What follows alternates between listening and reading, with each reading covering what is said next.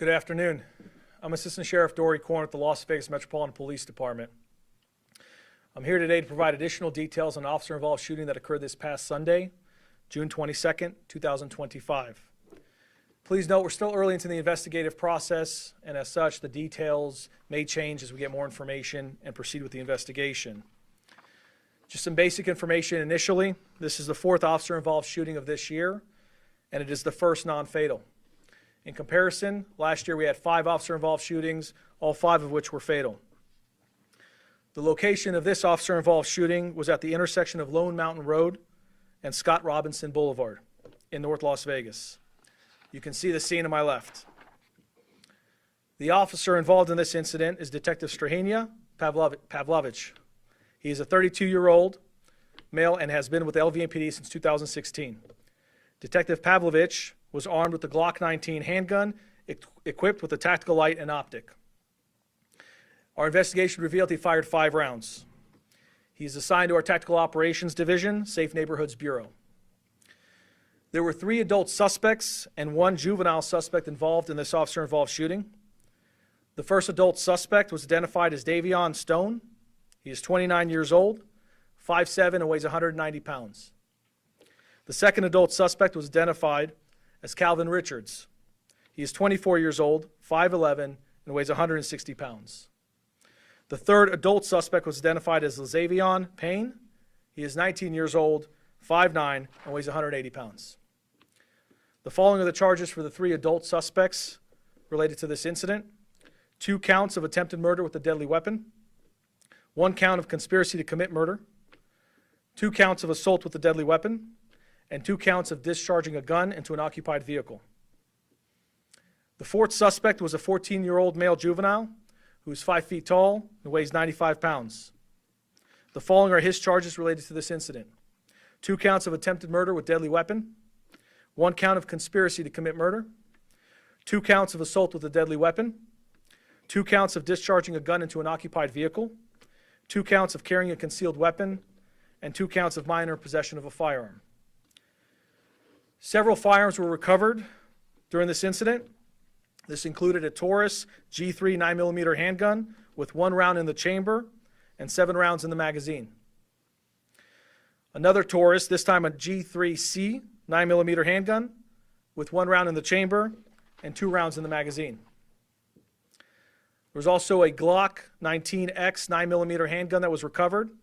This firearm had 1 round in the chamber and 5 rounds in the magazine. And the fourth firearm was a Springfield XDM 9mm with 1 round in the chamber and 13 rounds in the magazine. It's worth noting that 2 of these firearms were recovered from the juvenile suspect. They actually fell out of his waistband as we took him in custody. I'll go into the details of the officer-involved shooting now. Preceding that, on June 22nd, 2025, at approximately 4:50 in the morning, we received reports of a shooting near the 5100 block of Hickam Avenue. Officers were able to determine that a drive-by shooting had occurred at a nearby residence, and detectives were assigned to assist with the investigation. Later that evening, as detectives were conducting their follow-up investigation, they observed 2 vehicles that were possibly related: a black Nissan sedan and a white Honda sedan. Our detectives began conducting surveillance on these vehicles. During this surveillance operation, the vehicles pulled into a church parking lot, and occupants from each of the vehicles got out, and ultimately some of them switched the vehicle that they were in and the location of the car that they were in. One of the vehicles then sped off at a high rate of speed, and the other vehicle also left the area.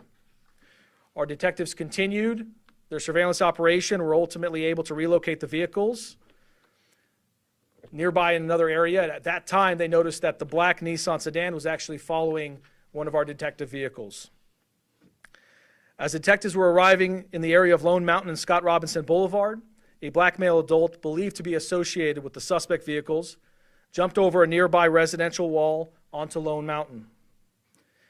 He then raised a firearm in the direction of our detectives and fired several times, striking one of our LVMPD vehicles. At approximately 10:38 p.m., Detective Pavlovich continued to drive westbound on Lone Mountain. As he approached the black Nissan sedan, he then observed the driver of that vehicle believed to be Davion Stone, extend his arm outside of the window of the vehicle in a manner that was consistent of pointing a firearm towards the detective. And at that time, Detective Pavlovich heard the impacts of gunfire in his vehicle, and ultimately he returned fire towards the suspect vehicle.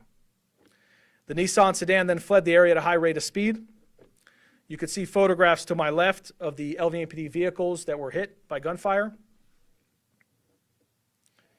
And now we'll take a second here to show you some body-worn camera video from Detective Pavlovich.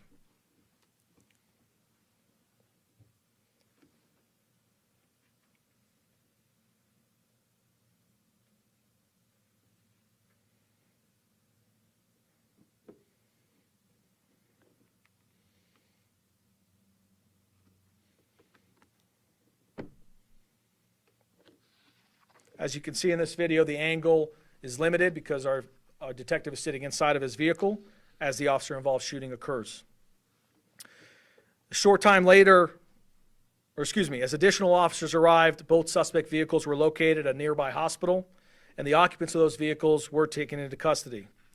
A short time later, an additional suspect was taken into custody at a nearby residence, and it's important to point out that there are no outstanding suspects associated with this officer-involved shooting. Calvin Richards, one of the suspects I mentioned earlier, sustained a gunshot wound to his eye and is currently in stable condition at the hospital. Davion Stone, one of the other suspects that was named, sustained a gunshot wound to his forearm and has since been released from the hospital. To conclude the formal part of this briefing, I just want to point out the fact that police work is extremely dangerous, and this incident in particular underscores the danger that our officers, our detectives, all of our personnel face on a daily basis. And the reality is our community is much safer today because the men and women of this police department, and in this case particularly the ones involved in this officer-involved shooting, are going towards danger.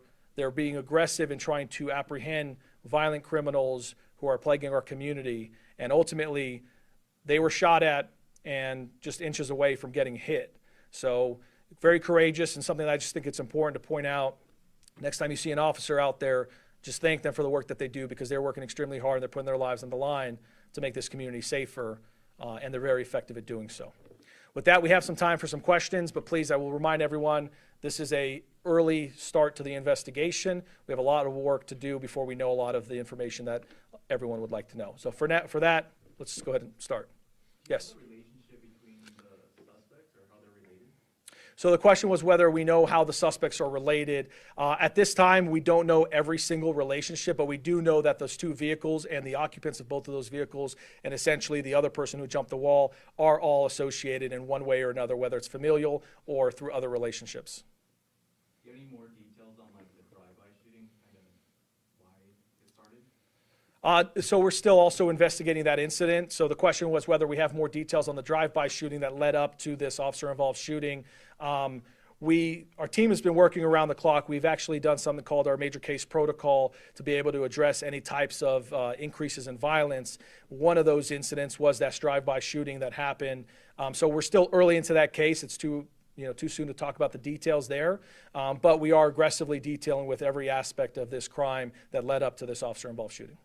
Was anybody injured during that drive-by shooting, or was it just they just randomly shot at a house? I don't have all of the details. I'll get back to you once I have more information. Any other questions?